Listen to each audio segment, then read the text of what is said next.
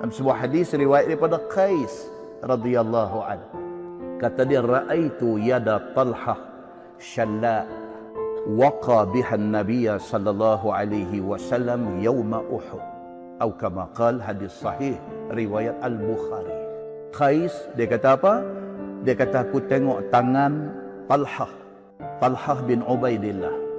Qais ni kata, aku tengok tangan salah seorang sahabat Nabi yang bernama Talhah bin Ubaidillah. Siapa dia tuan-tuan? Talhah bin Ubaidillah ni salah seorang sahabat jamin syurga.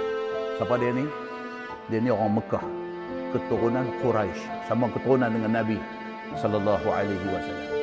Tuan-tuan baca cerita tentang rawi-rawi hadis ni, sahabat-sahabat Nabi ni, dia cerita yang kata Talhah bin Ubaidillah ni satu orang yang handsome. Talhah ni digambarkan di dalam cerita tentang sahabat Nabi, tentang rawi hadis ni, dia kata Talhah bin Ubaidillah ni satu orang yang handsome dia ni.